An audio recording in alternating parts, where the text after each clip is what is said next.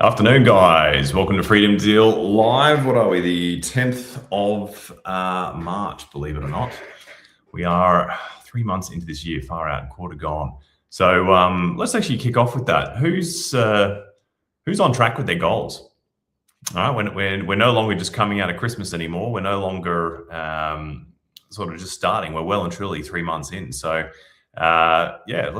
how are you going with your goals? How are you going on your property journey in terms of what you committed to achieving this year for yourself? Whether that be strictly education, whether that be results in the investing or developing department. Just let me know. How has the start of your year been? For me, it's been a bit of a mixture. We've certainly hit some milestones. We've got some great stuff going on. Personally, I haven't bought anything new so far this year, which that's something I'd like to remedy ASAP. I am getting involved in a deal, but it's not strictly one that I put together. So I'd like to, chalk one up on the board pretty quickly as to one that I've actually put together myself. Share that. Roland, goals not yet. As in, haven't got started on them yet, or haven't hit your goals yet. So a bit of clarity there, because I mean, if they were a 12-month goal and we're 3 months in, I wouldn't expect that you've hit them yet. So for those that are new, my name's Peter Bowman. This is Freedom Deals Live, and what we do in these sessions is we go through real developments, potential developments. I am a full-time property developer specializing predominantly in land subdivisions. And what we do is we look at sites that I've either passed on, or that I'm considering or negotiating on, or sites that I've acquired, or sites that I've developed in the past. And we pull them apart from a due diligence perspective as a first review. So based on what you see me do in these sessions, that is not enough to go and do a purchase, just for clarity. This session is a first review, and to basically identify, are there showstoppers straight away? If there's no showstoppers, then what are the questions that are still left that we need to answer? But based on what we do in these sessions, by the end of the session, we've got a pretty good idea as to, is this a go or is this not? Do we need to renegotiate? Do we crash? That's the intention of this. The idea is to kind of have you go to the gym and flex that muscle as often as possible in terms of looking at sites, identifying problems, identifying opportunities, and probably most importantly, starting to actually see, what are the questions you need to ask? What are the questions you need answers to? Because I know when I started that was the biggest thing for me, was I'd go on a site and I didn't even know where to start.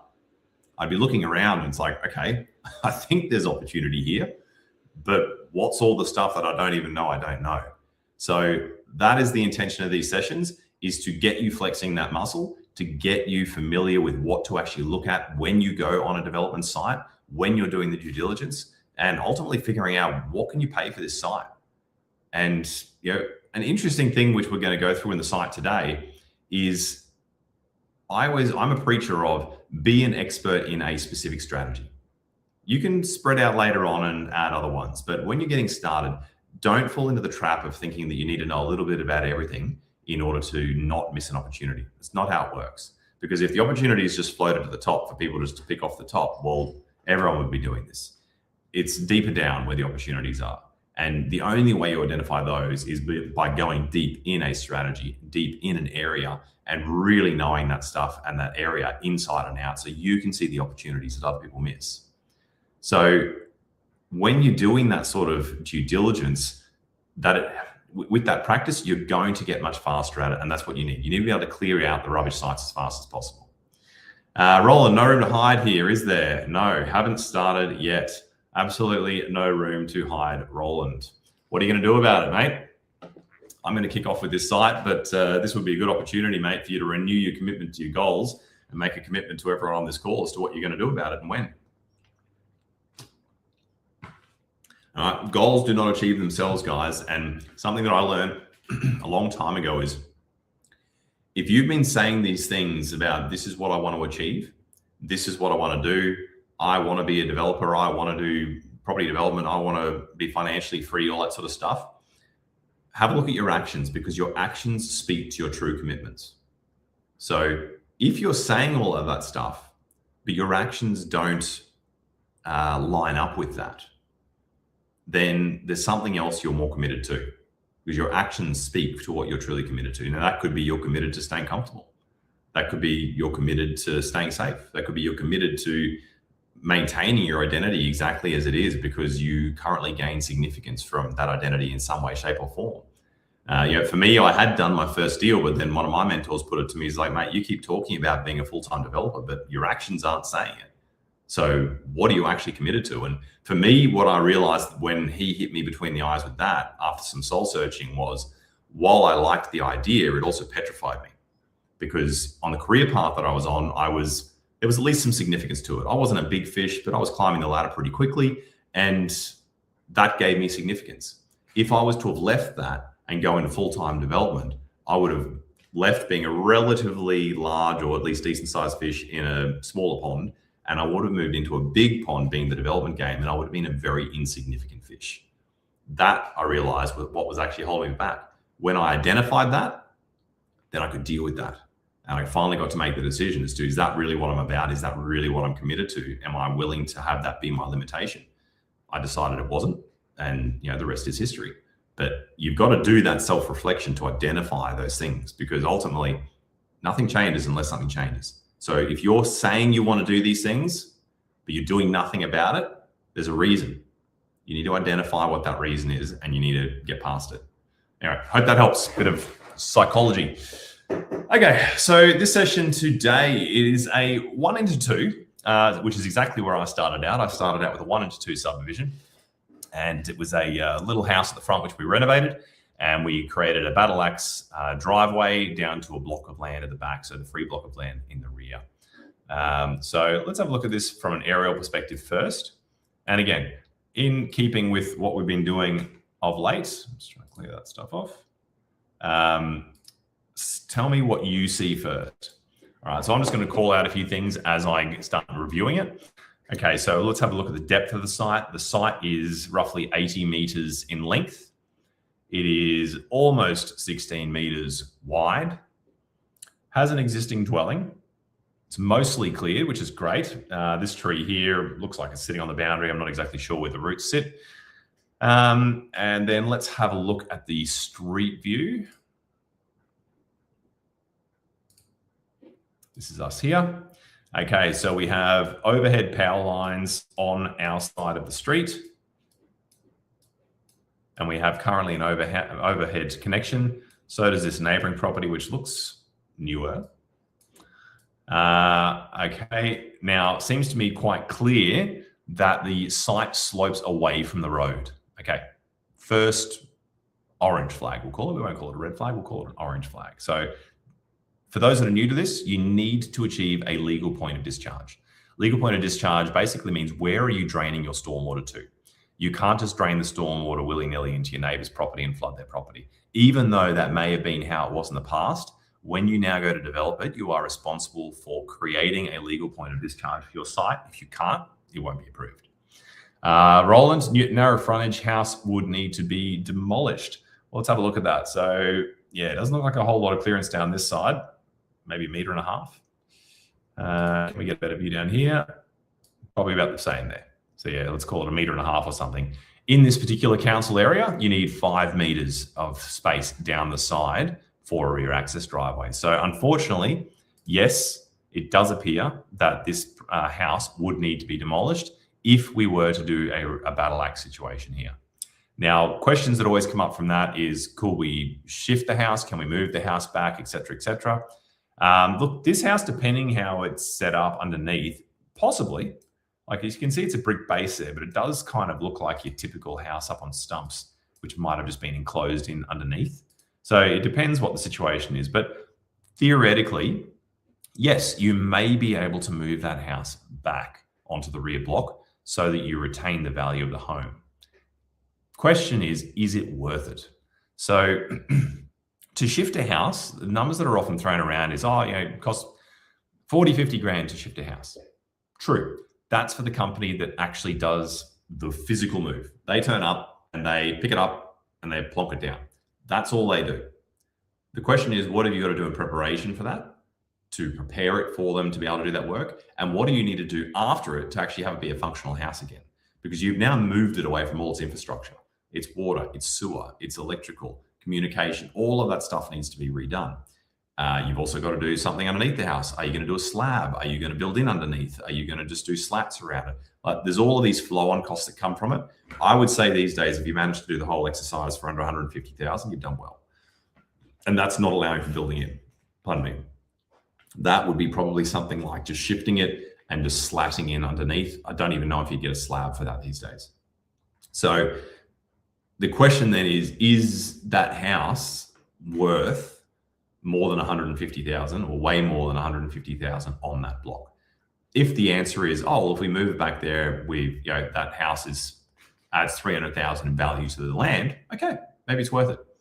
That's not necessarily the truth though. So if it's only going to add something like 200,000, I would suggest going through that whole exercise to make 50,000 is not worth it, but specifically because you've got to allow for contingency as well. So typically in these scenarios, and for houses like that, it doesn't make sense.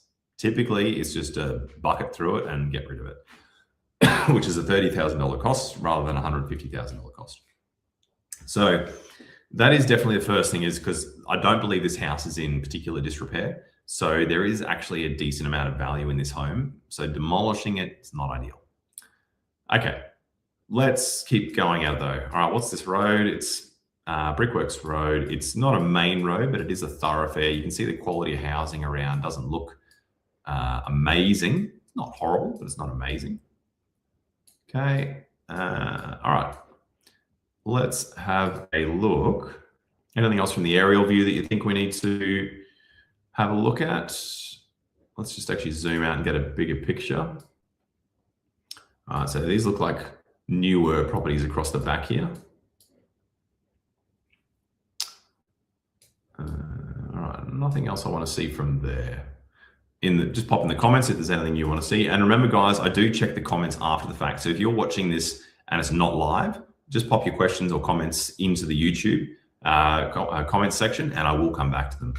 So this is our suggested design. So now, something I'll point out here is the zoning here is next generation. So that actually allows for higher density, as in theory, you can do 200 square meter blocks here. You can do townhouses if you want. So I'm looking at this purely from a subdivision perspective. Question mark is maybe townhouses are better suited to this. That's a question that has to be asked. So let's keep looking for the moment. I will say with 16 meter frontage really narrows down the options, no pun intended, because with it only being 16 meters across, if you think of a 5 meter wide rear access driveway, well, you're down now to 11 meters of depth. That's not much. So you're not going to split off a couple of terrace lots at the front then, because you don't have the frontage for it. Even if you were to do townhouses, let's say you put an access way down here, then you've got very, very narrow section there to actually do your townhouses. So narrow sites are typically very difficult and very inefficient to develop. So like getting this site and one next door immediately would improve the situation, because you've got more space to work with and you're not dealing with those kinds of constraints. However, this one here, heavily covered in trees, so question mark whether it can be cleared or not. Okay, so as I said, this is the plan we are suggesting, purely just because of how narrow it is. We don't really see many better options.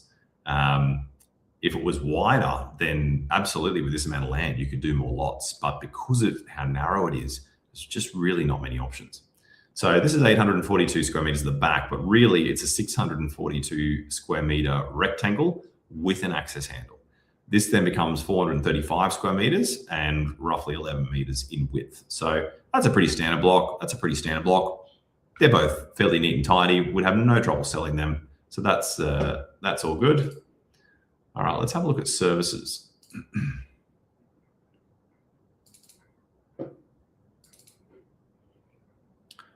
NBN, very rarely an issue. Yep, we've got NBN all across the frontage, so no issue there for communication. Telstra we don't care about because there is NBN. All right, now stormwater. Now this is definitely a big one we've got to look at. Roland, could you get 3 lots? Probably not. The reason being is there are still minimum lot sizes, even though it's next gen, there are minimum lot sizes for rear. You may be able to squeeze squeeze another one. Actually, no, sorry, you can't. In this council, it has to be one lot per rear access driveway. So if you wanted 2 rear lots, you'd have to add an extra rear access driveway, as silly as that is, or do a community title scheme for the 2 at the back, which you probably could do. I'm not going to say it's an awesome outcome, but you probably could do that, which maybe then, yes, with a community title scheme, maybe then you could get 3. So here's the stormwater. Now, this is really the biggest thing we've got to answer. So as we said, it slopes away from the road. So if we got to get a legal point of discharge, we've got to get the water off the site. Here we go. Sorry, that's Scott. Where do you go to find stormwater maps? Okay, Brisbane City Council. So this one's a Moreton Bay City Council one, but if you do a dial before you dig for Brisbane, you'll get the same sorts of results. That will show you the Brisbane City Council stormwater infrastructure as well. Other than that, your engineers will have, your civil engineers will have much more detailed information on it than what we get on dial before you dig. But this is a good place to start. So with this one here, we know it's sloping away from the road. Okay, so as it is, if we just left the land as it is, it would be flowing to the rear and it would be draining into this rear neighbour. We're not allowed to do that. So 1 or 2 things can be done. We can either fill the whole site to make it slope to the front. That's going to be horrendously expensive and very unsightly. Or we can get access to this stormwater network here and drain to that stormwater network. That is by far the best option. I would say really the only real option. But that comes at the mercy of the owner of this. They are under no obligation whatsoever to give you access to their property to access that stormwater infrastructure. So unless there is already a stub coming off, which there's currently no evidence of, then we need this neighbour's permission. That is a risk. It's not a deal breaker, but it's a risk. Just be aware that a neighbour can give you permission and they can revoke it. There's not a whole lot you can do about it. Okay, so stormwater, question mark, very big question mark. We need access permission from the neighbour. Pointing out here, you could go directly there, or you could potentially go through this neighbour if they gave you permission to that one as well, or could go through here to this one here. So there's a few different options, but that one only requires permission from one neighbour. These 2 require permission from 2 neighbours, which is obviously just complicating things.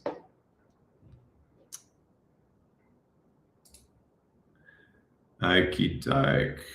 Don't care about that one, that's Optus. Okay, water and sewer. Okay, now I know we spend a fair bit of time on this normally, so I'd like to see some input here from you guys. What do you see here? Okay, so we are this site here. Okay, so we can see the sewer does go directly through the middle of the property. We can see we have a water meter here.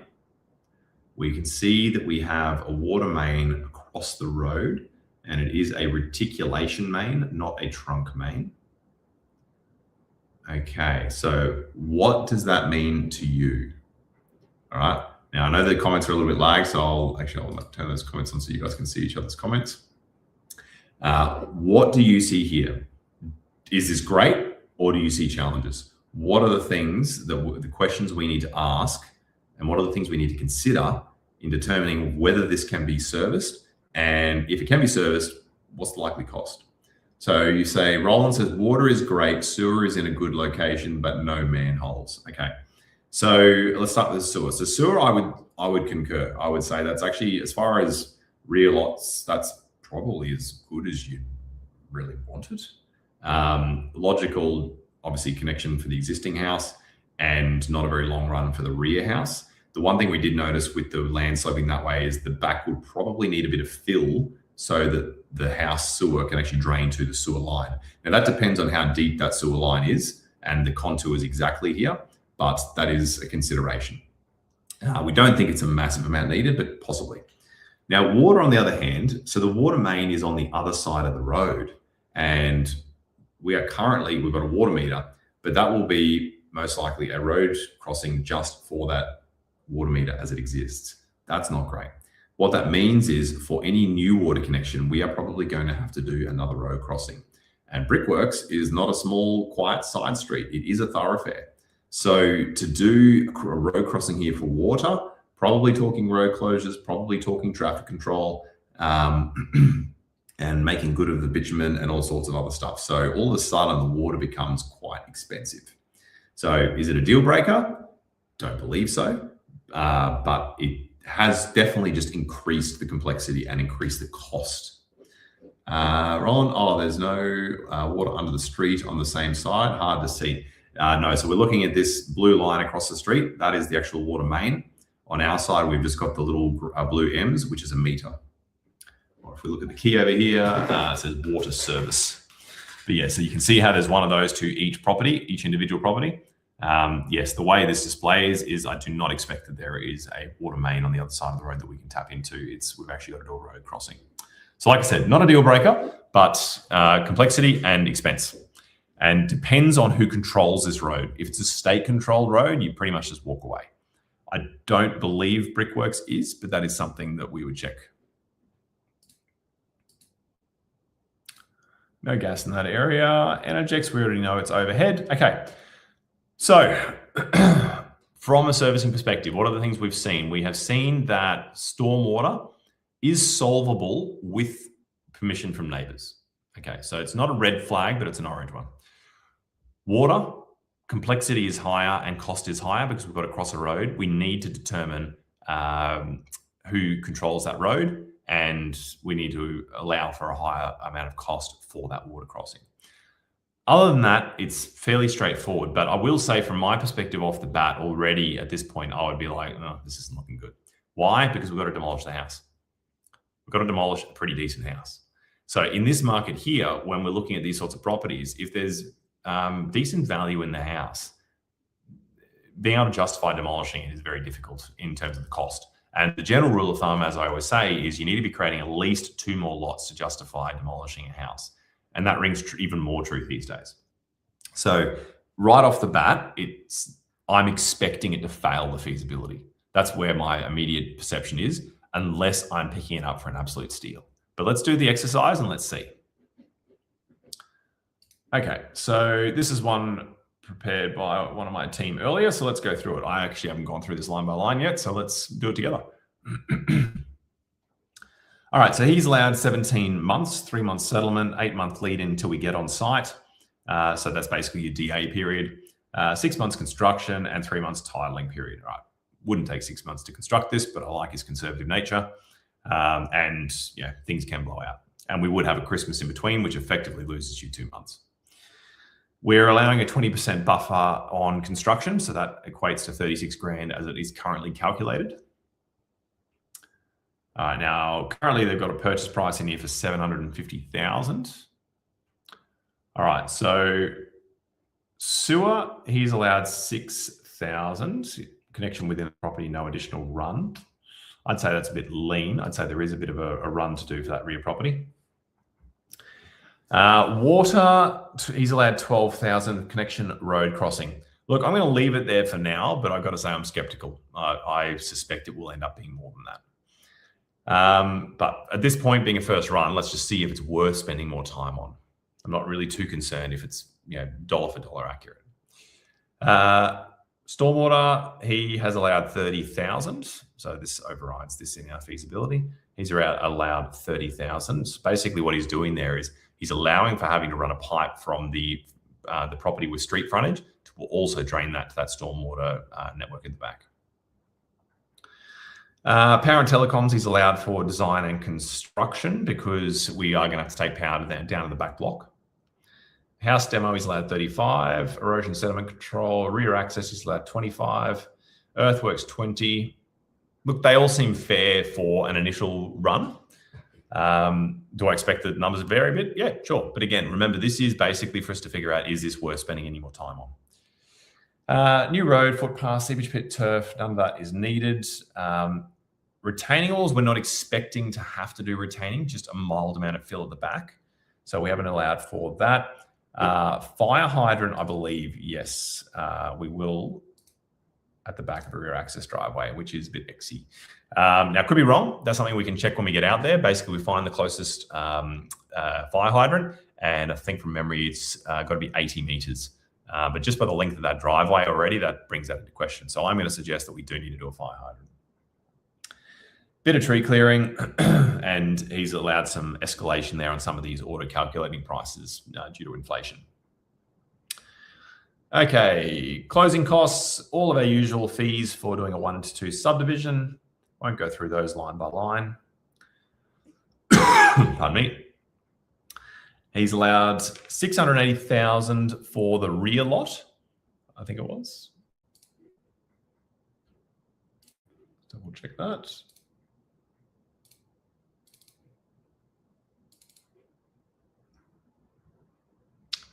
Didn't put it on there.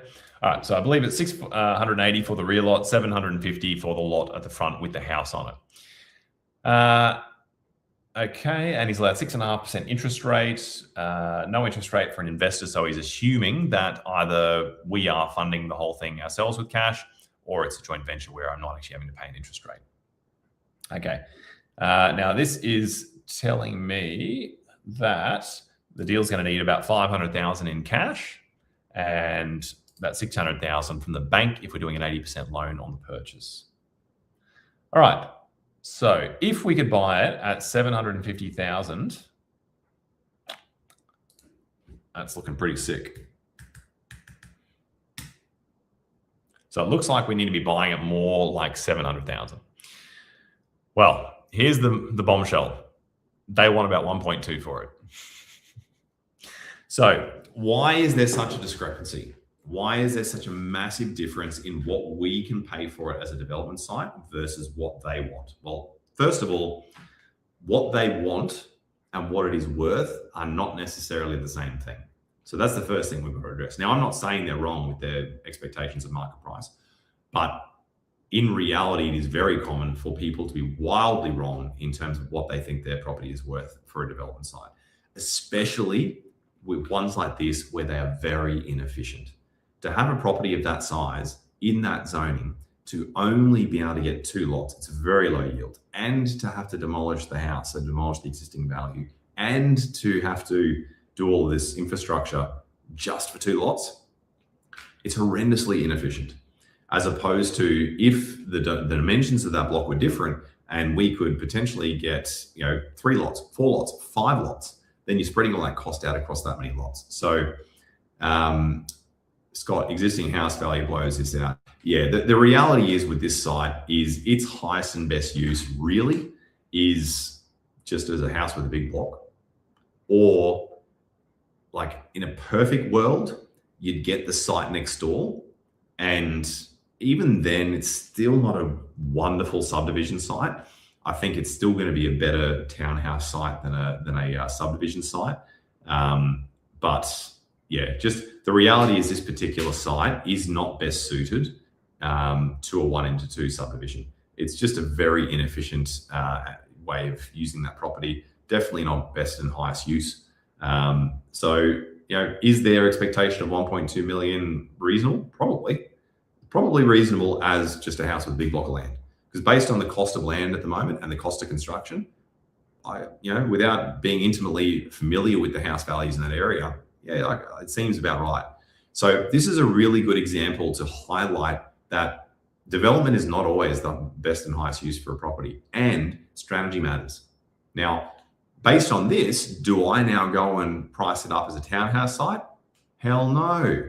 I'm not a townhouse developer. I don't want to be a townhouse developer. So if there's any lesson to get out of this, please make it that, in that you don't typically see experienced developers going at sites and then going, oh, well, it's not good for subdivision. Maybe I'll try townhouses, or maybe I'll try units, or maybe I'll try, because each of those are their own specific skill set. To assume that you can just blend or shift from one strategy to the next momentarily would be incredibly arrogant, when you consider that the people doing it professionally have spent years and years and years building that skill set. So I am certainly not going to insult their intelligence, making the assumption that I can become a townhouse developer or a unit developer overnight. Could I, if I dedicated myself to it and I really wanted to, and I was willing to put in the time and the resources, get the right mentors, all that sort of stuff? Of course, but I'm not. Land is my game. That is my strategy. That is what I know inside and outside. That is where my competitive advantage is. And so when I see this, I go, no worries. Cast it aside and I move on to the next site. Now, what was good about this was it came to us off market. It came to us from an agent off market. That's always a good start, especially in competitive markets like this. It had a higher density zoning. That's great. Those are the key things. So it had some stuff going for it, but ultimately, this site does not suit subdivision as its best and highest use. That's it from me, guys. Any questions before we clock off? For those that joined late, I put the question out to everyone, and I'm just sort of filling time here to give you the opportunity to put in questions, but I put it out there for everyone to put in here how you're going with your goals. So we're now in March. So this year is well and truly underway.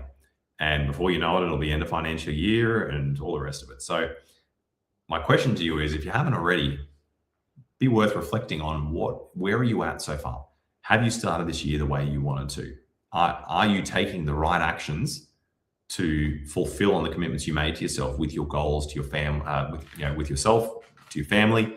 Have you actually taken steps, or have you left it to those goals at the start of the year with just these nice things that you talked about? Right? The only time you can change things is now.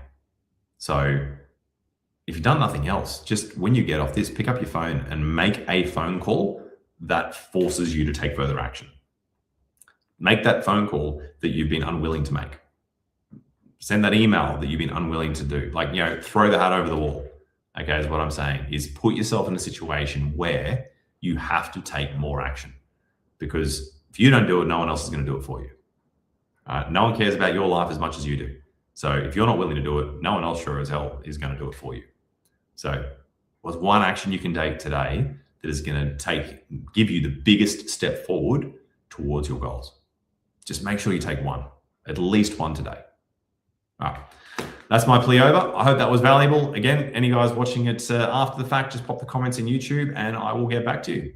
Thanks, guys. This is Freedom Deals Live. I will see you next week. You're welcome, guys.